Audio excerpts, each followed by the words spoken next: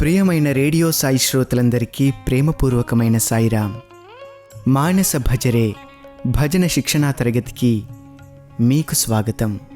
ఈనాటి మన భాగంలో సకల చరాచర సృష్టికి తల్లి, తండ్రి, స్నేహితుడు, బంధువు అన్నీ అయినా మన సాయి భగవానుని కీర్తిస్తూ సాగే ఒక చక్కని భజనను నేర్చుకుంటూ అందులోని భావరాగ తాళాలను మనం తెలుసుకోనున్నాం. ఇప్పుడు మనం నేర్చుకోబోయే భజన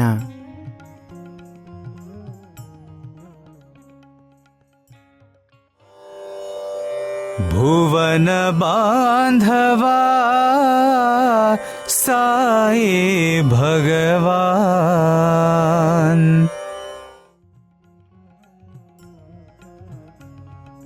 మన కార్యక్రమంలో ముందుగా మొత్తం 6 పంక్తులు గల ఈ భజనలోని ప్రతి పదాన్ని ఎలా ఉచ్చరించాలో మనం తెలుసుకుందాం. ఆ తరువాత రాగ తాళాలను, భావాన్ని, పాడే విధానాన్ని మనం గ్రహిద్దాం.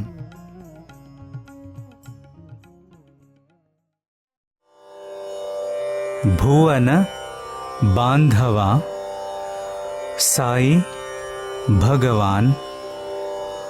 మాత పిता बंधु सखा तुम हो भगवान.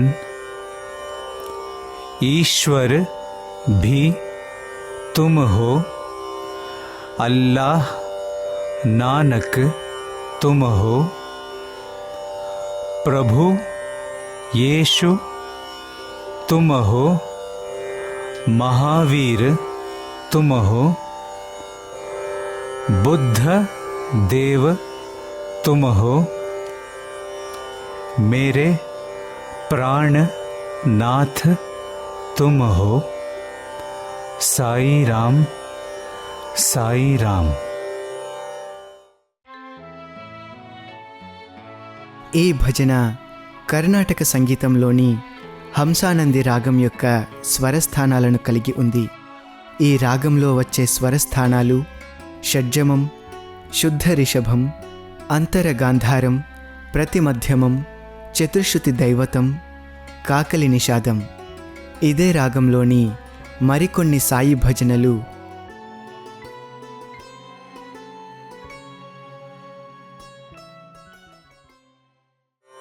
మృత్యుంజయాయ నమో, శివ శివ శివ శివ శివాయ నమో, హర హర హర హర హరాయ నమో.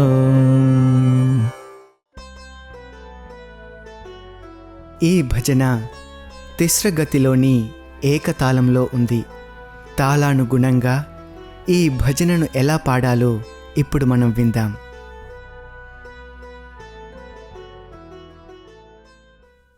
తకిట తకిట తకిట తకిట భువన బాంధవా సాయి భగవాన్. మాత పితా బంధు సఖా तुम हो भगवान. ఇక ఈ భజన యొక్క రాగ తాళాలను తెలుసుకున్నాక దీనిని పాడే విధానాన్ని మనం నేర్చుకుందాం. ఇందులో 2 గాయకులు నిదానంగా, ఎటువంటి వాద్య సహకారం లేకుండా ఈ భజనను పాడి వినిపించటం జరుగుతుంది. మొదటి గాయకుడు పాడినప్పుడు శ్రద్ధగా విని రెండవ గాయకునితో కలిసి అనుసరించినట్లయితే మనం ఈ భజనను నేర్చుకోవచ్చు.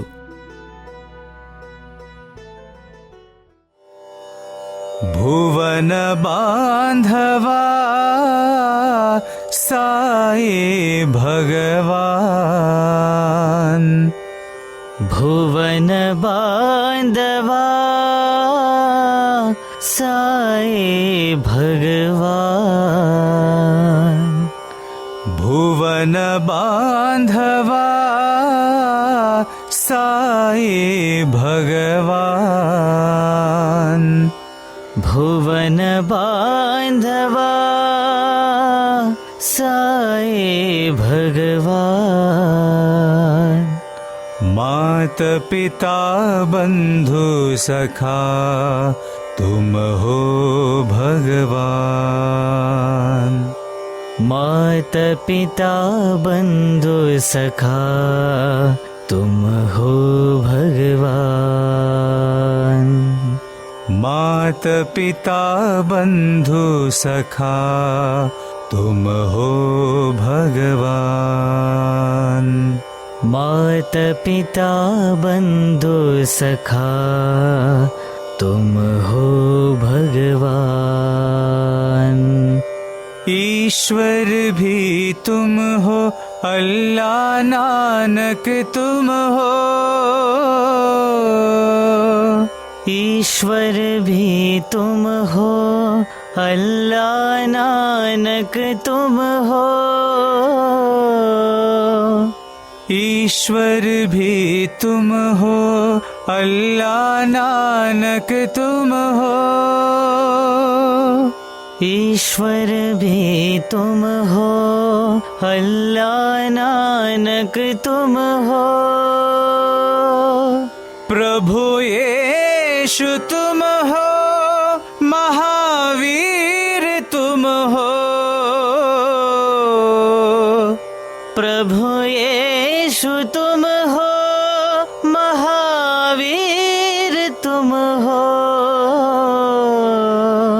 प्रभु येशु तुम हो, महावीर तुम हो। प्रभु येशु तुम हो, महावीर तुम हो। बुद्ध देव तुम हो, मेरे प्राणनाथ तुम हो। बुद्ध देव तुम हो, मेरे प्राणनाथ तुम हो। बुद्ध देव तुम हो, मेरे प्राणनाथ तुम हो। बुद्ध देव तुम हो, मेरे प्राणनाथ तुम हो। साई राम, साई राम। साई राम, साई राम। साई राम, साई राम। साई राम, साई राम। साई राम, साई राम। साई राम, साई राम। भुवन बांधवा साई भगवान।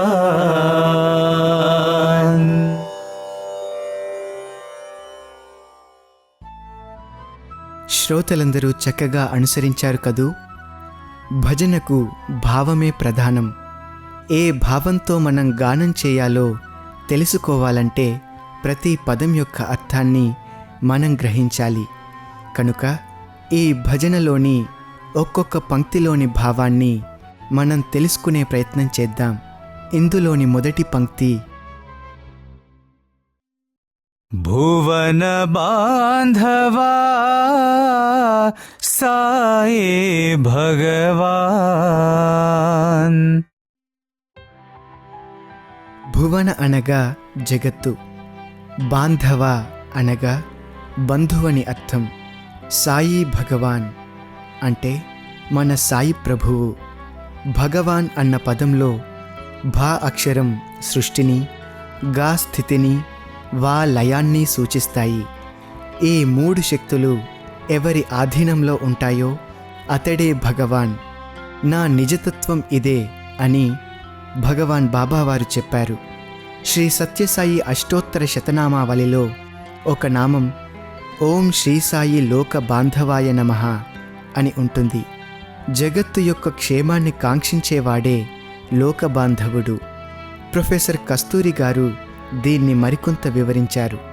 బంధు అనే పదం బంధం నుండి ఏర్పడింది. మీ తల్లిదండ్రులు నిర్బంధంగా మీపై ప్రేమ చూపుతారు.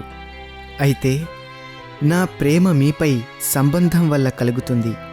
ఇది మనఃపూర్వకంగా నేను స్వీకరించిన బాధ్యత. ఇందులో నిర్బంధానికి తావే లేదు అని చెప్పారు స్వామి. భగవాన్ బాబా మన తల్లిదండ్రుల కంటే అధికంగా మన పట్ల ప్రేమను, బంధుత్వాన్ని, బాధ్యతను కలిగి ఉంటారు. అధర్మ మార్గం నుండి మానవాళిని మరలించడానికే స్వామి ఈ భువిపై అవతరించారు. క్రూరత్వం అనేది ఈనాడు అందరి హృదయాలను ఆవరించింది. దాన్ని తొలగించడానికే నేను అవతరించాను అన్నారు స్వామి. దుర్గుణాల యొక్క నిర్మూలన కూడా భగవాన్ తమ దివ్య ప్రేమ ద్వారానే సాధిస్తున్నారు. కనుకని భగవంతుడే మన నిజమైన బంధువు. మనకు ఏది మంచిదో దానినే స్వామి మనకు ప్రసాదిస్తారు. అందుకే స్వామియే మన ప్రియ బాంధవుడు. మీకు నాకే కాక చతుర్దశ భువనములన్నింటికీ బాంధవుడు భగవంతుడే. ఇక 2వ పంక్తి. मात पिता बंधु सखा तुम हो भगवान.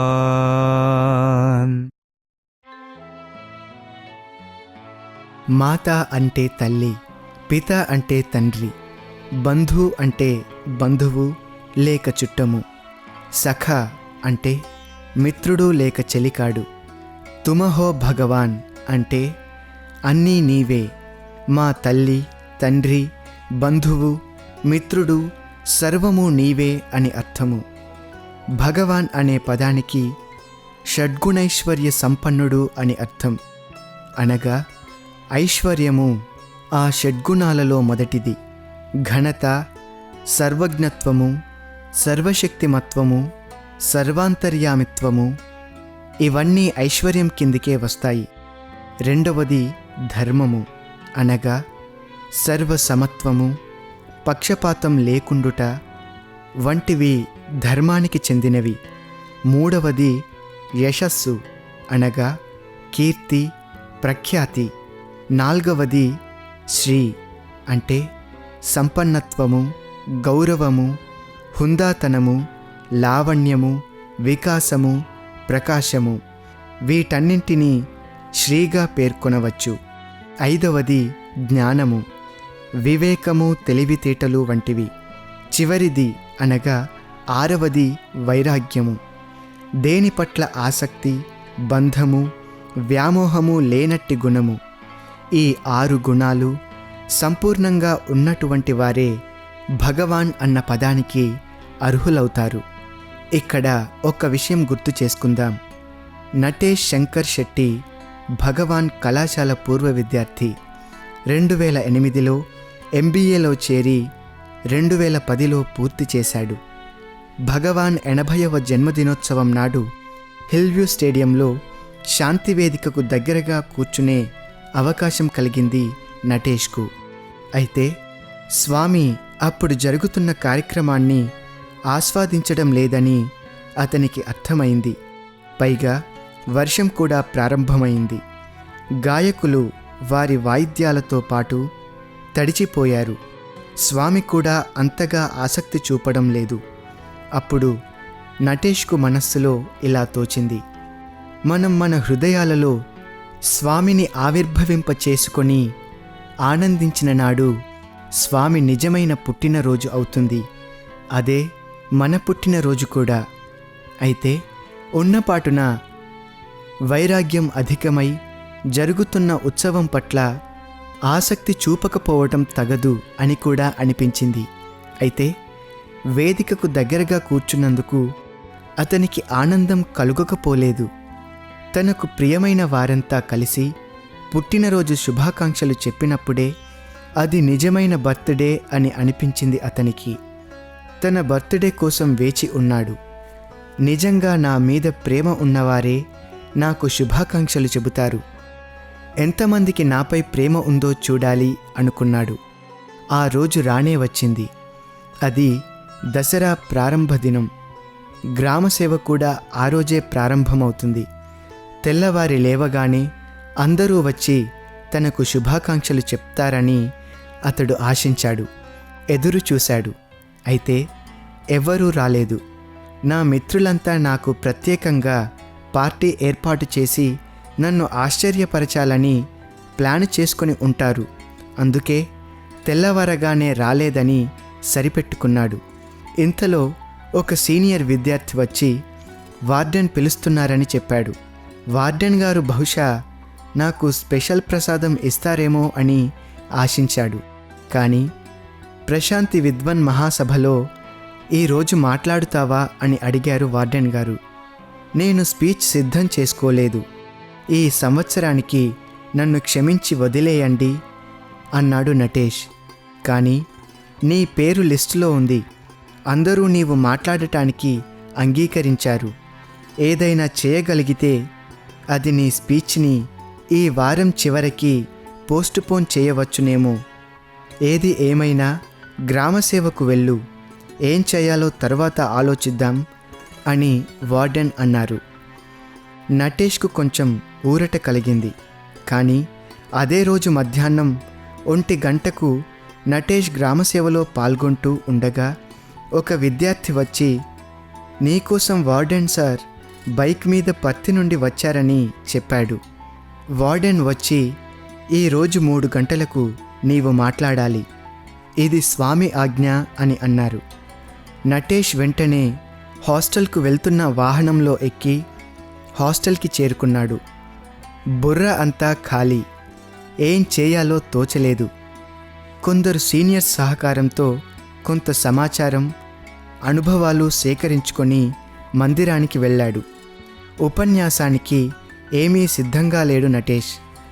ముందుగా ఒక టీచర్ మాట్లాడారు. తరువాత నటేష్ మాట్లాడాలి. యథార్థానికి తాను విద్యార్థులందరి తరపున మాట్లాడుతున్నాడు. అయితే ఏమీ ప్రిపేర్ కాలేదు. భయంతో వణికిపోతున్నాడు. చివరికి తను మాట్లాడే సమయం ఆసన్నమయ్యింది. స్వామివారికి ఒక గులాబీ పుష్పాన్ని సమర్పించి, స్వామి, నాలో ఉండి మీరే మాట్లాడాలి. నేను ఏమీ ప్రిపేర్ కాలేదు అని ప్రార్థించాడు.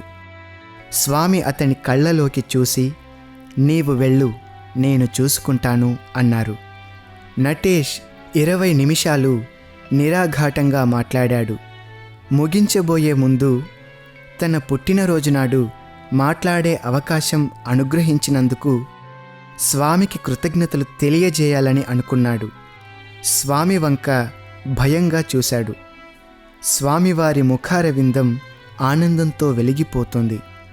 స్వామి నటేష్ను పిలిచి అతని బుగ్గ మీద తట్టి అందమైన ఉంగరాన్ని సృష్టించి అతని వేలికి తొడుగుతూ, ఇది నీకు గిఫ్ట్, పర్ఫెక్ట్గా ఫిట్ అయింది చూడు అంటూ అక్కడున్న వారందరితో, ఈరోజు వీడి బర్త్డే, నేను ఎంత చక్కని బహుమతి ఇచ్చానో చూడండి అన్నారు.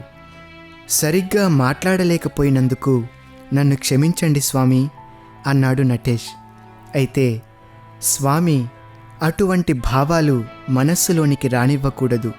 నేను చాలా ఆనందంగా ఉన్నాను, నీవు కూడా హ్యాపీగా ఉండు అన్నారు. స్వామి లోపలికి వెళ్ళగానే ఎంతోమంది వచ్చి అతనికి పుట్టినరోజు శుభాకాంక్షలు, స్పీచ్ ఇచ్చినందుకు అభినందనలు తెలిపారు.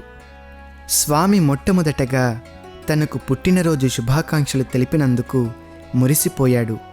స్వామి 80వ పుట్టినరోజు నాడు తాననుకున్న మాటలు గుర్తుకు తెచ్చుకున్నాడు. యథార్థానికి అతని తల్లిదండ్రులు కూడా ఫోన్ లైన్ దొరకని కారణంగా అతనికి విషెస్ చెప్పలేకపోయారు. అతని పేరెంట్స్ విదేశాలలో ఉన్నారు.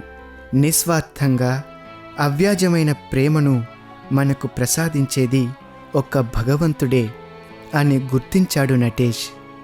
మాతపిత బంధుసఖా తుమహో భగవాన్ అన్న ఈ పంక్తిలో మనం గుర్తించవలసిన సత్యమిదే. ఇక తరువాయి పంక్తి, ईश्वर भी तुम हो, अल्लाह नानक तुम हो.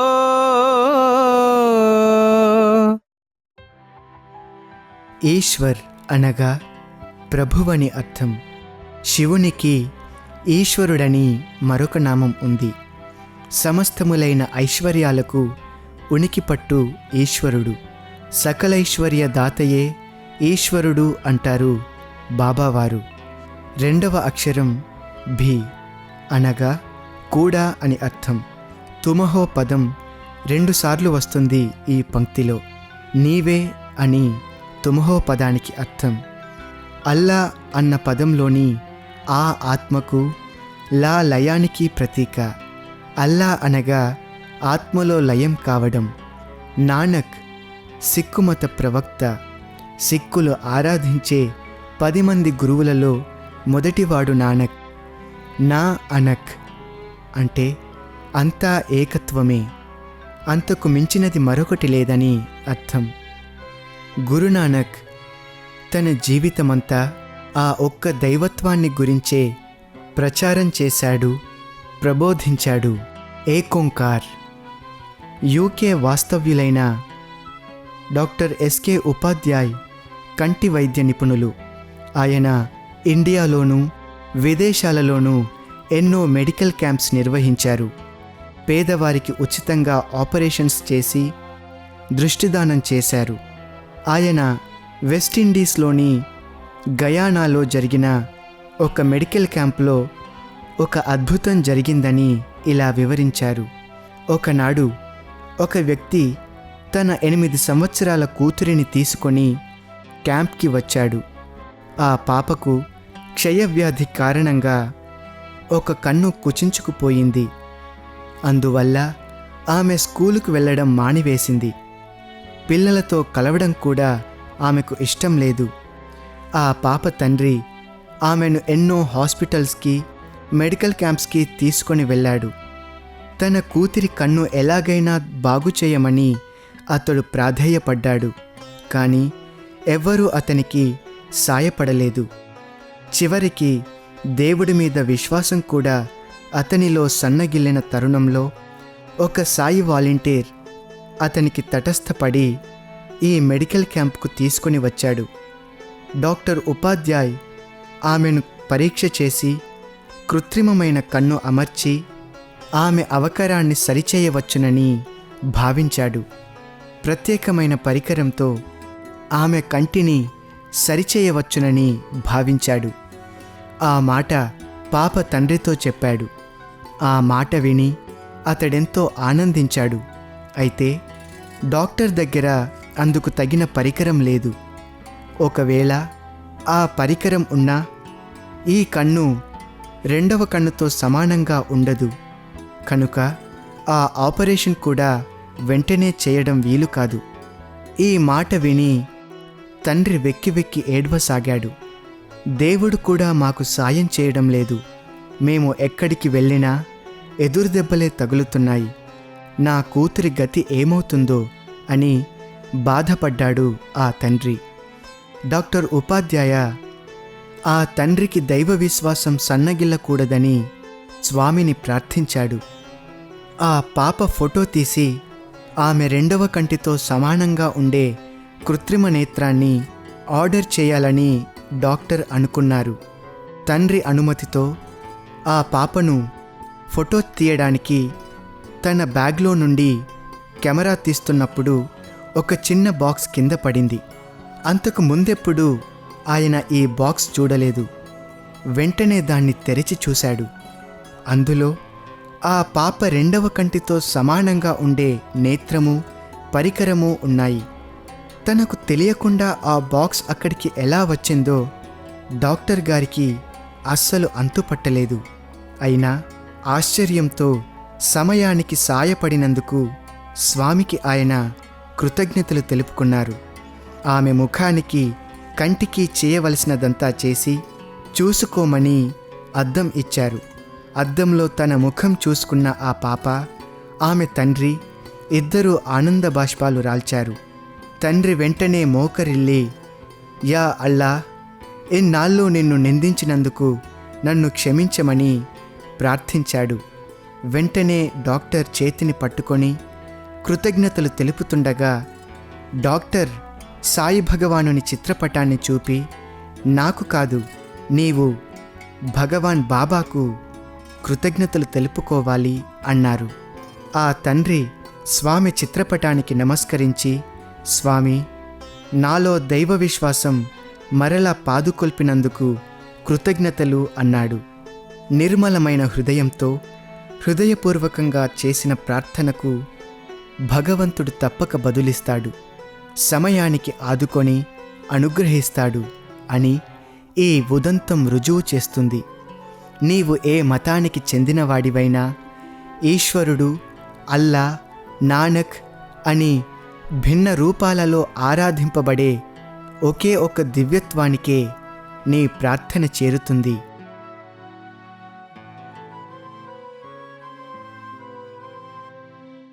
प्रभु यीशु तुम हो, महावीर तुम हो.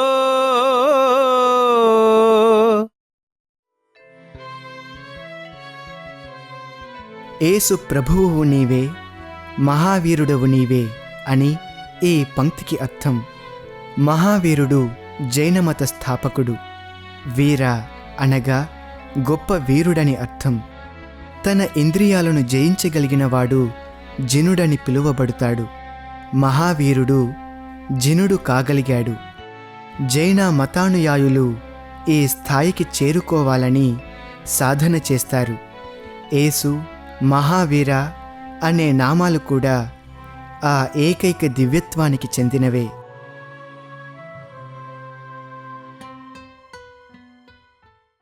बुद्धदेव तुम हो, मेरे प्राणनाथ तुम हो.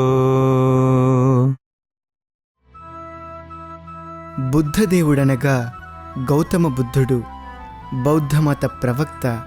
మేరే అనగా నా యొక్క, ప్రాణనాథ అంటే ప్రాణములకు అధిపతి. భగవద్గీతలో సమస్త జీవులలోని ప్రాణస్వరూపుడు నేనే అంటాడు శ్రీకృష్ణుడు. ఇక చివరి పంక్తి,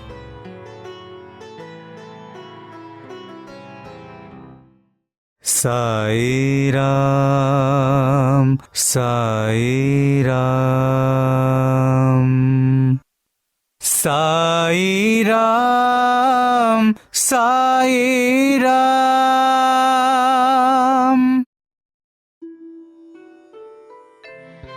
సాయిరామ్ సాయిరామ్ అని రెండు విధాలుగా పాడుతాము. సాయి, రామ్ రెండూ అత్యంత శక్తివంతమైన నామాలు. మన బాహ్యాంతరాలను శుద్ధి చేయగల నామాలు. ఈశ్వరుడు, అల్లా, నానక్, బుద్ధుడు, మహావీరుడు, యేసు ప్రభువు అని ఈ విధంగా విభిన్న నామరూపాలతో ఆరాధింపబడే దివ్యత్వం ఒక్కటే. అదే నేడు సాయిగా అవతరించింది అని మనం గ్రహించి ఈ భజనను ఆనందంగా గానం చేయాలి. ఇక ఈ భజనలోని భావాన్ని కొంత మనం తెలుసుకున్నాక ఇప్పుడు మరొక్కసారి ఈ భజనను పాడే విధానాన్ని మనం నేర్చుకుందాం. भुवन बांधवा साई भगवान. भुवन बांधवा साई भगवान. भुवन बांधवा साई भगवान. भुवन बांधवा साई भगवान. मात पिता बंधु सखा तुम हो भगवान. मात पिता बंधु सखा तुम हो भगवान. मात पिता बंधु सखा तुम हो भगवान. मात पिता बंधु सखा तुम हो भगवान. ईश्वर भी तुम हो, अल्लाह नानक तुम हो। ईश्वर भी तुम हो, अल्लाह नानक तुम हो। ईश्वर भी तुम हो, अल्लाह नानक तुम हो। ईश्वर भी तुम हो, अल्लाह नानक तुम हो। प्रभु यीशु तुम हो, महावीर तुम हो। प्रभु यीशु तुम हो, महावीर तुम हो। प्रभु यीशु तुम हो, महावीर तुम हो। प्रभु यीशु तुम हो, महावीर तुम हो। बुद्ध देव तुम हो, मेरे प्राणनाथ तुम हो। बुद्ध देव तुम हो, मेरे प्राणनाथ तुम हो। बुद्ध देव तुम हो, मेरे प्राणनाथ तुम हो। बुद्ध देव तुम हो, मेरे प्राणनाथ तुम हो। साई राम, साई राम। साई राम, साई राम। साई राम, साई राम। साई राम, साई राम। साई राम, साई राम। साई राम, साई राम। भुवन बांधवा साई भगवान।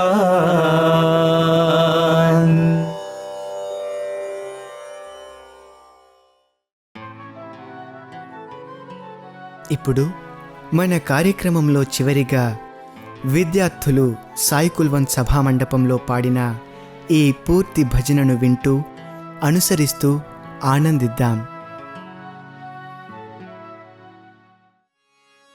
भुवन बांधवा साई भगवान।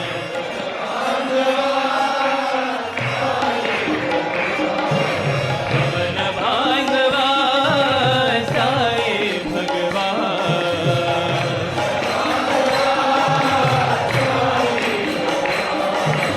मात पिता बंधु सखा तुम हो भगवान।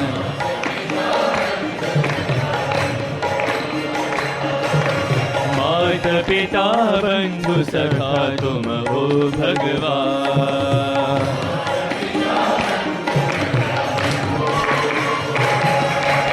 ईश्वर भी तुम हो, अल्लाह नानक तुम हो।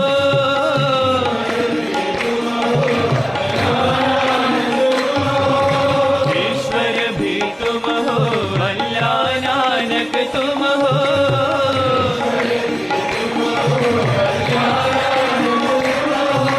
प्रभु यीशु तुम हो,